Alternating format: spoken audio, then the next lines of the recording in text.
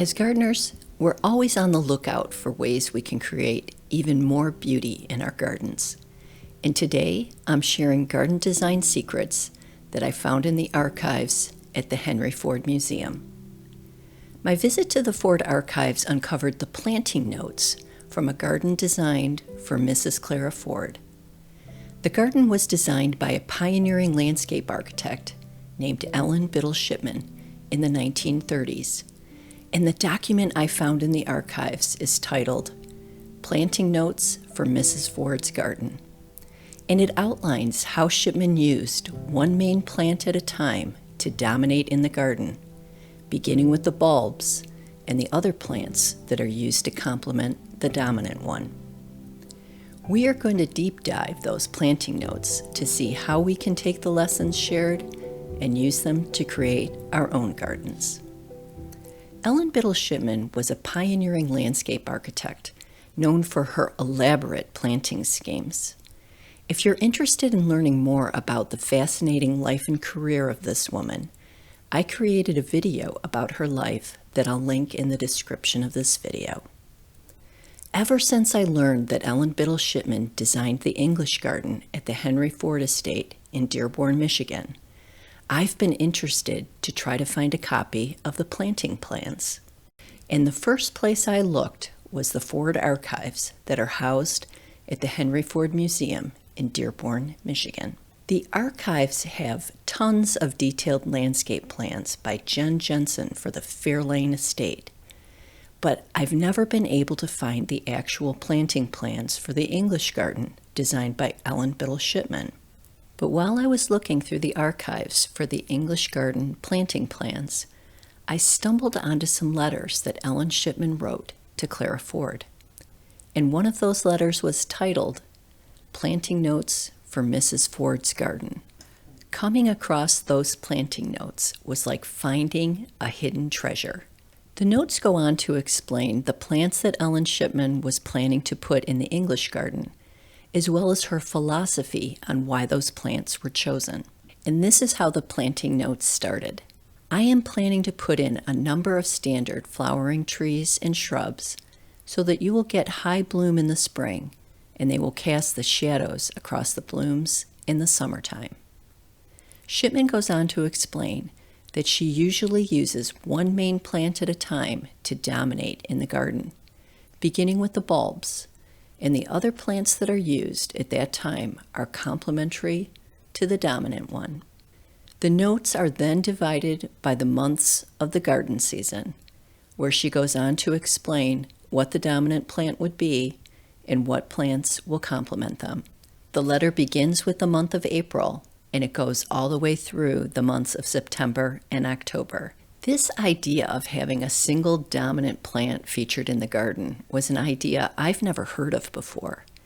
And the fact that the Henry Ford estate is in the same growing zone as my garden really raised my interest level. I should be able to use similar plants in my garden design. As gardeners, we are all interested in creating gardens that have continual interest throughout the entire growing season. What I want to do today is walk through the plants that are described in the planting notes to share Shipman's garden design strategy. So let's dive in. Ellen Shipman mentioned in the planting notes for Mrs. Ford's garden that she used one main plant at a time to dominate the garden. But what exactly does that mean? And how did that play out into the actual garden design? The concept sounded intriguing, but I needed to get a clearer picture and to understand her approach better, and the fact that I didn't actually have the planting plans, I turned to two valuable resources.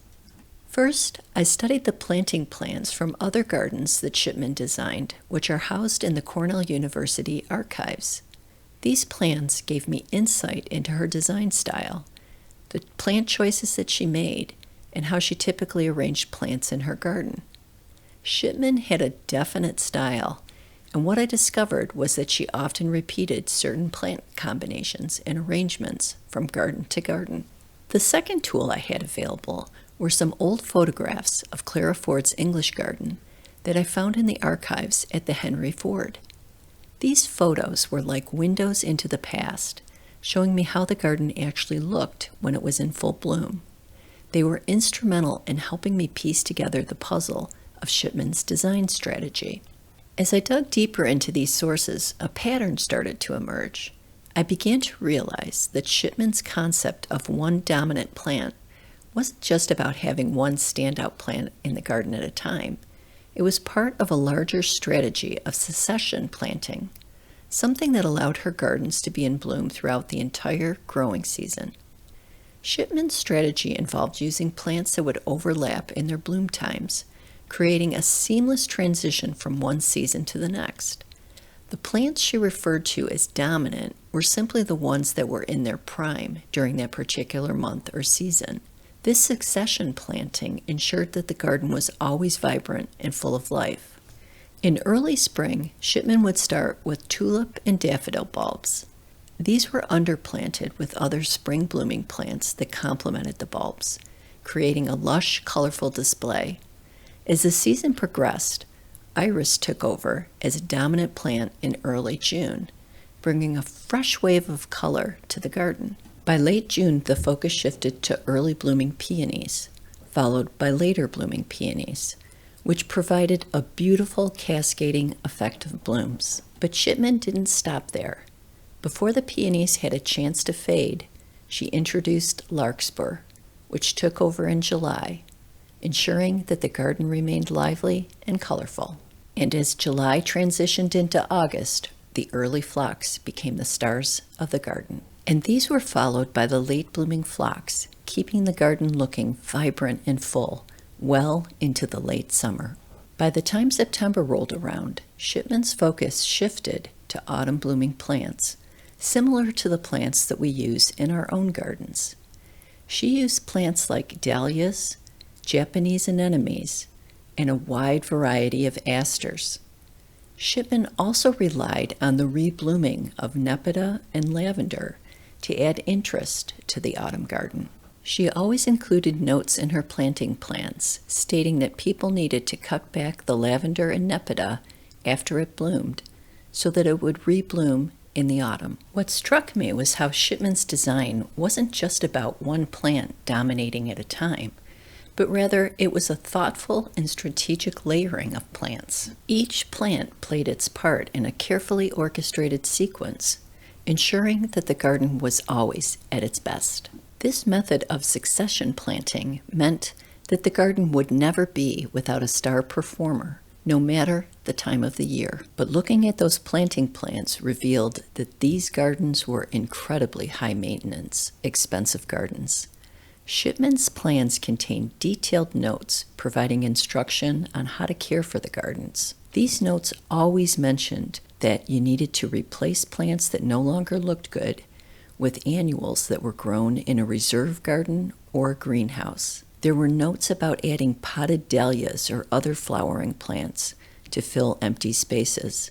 Although I didn't find out the exact planting plans for Clara Ford's English garden, what I did uncover offers us a fairly solid idea of what Shipman's vision of that garden might have looked like. It's a testament to Shipman's skill as a flower garden designer and her ability to create gardens that stand the test of time, both in beauty and horticultural wisdom.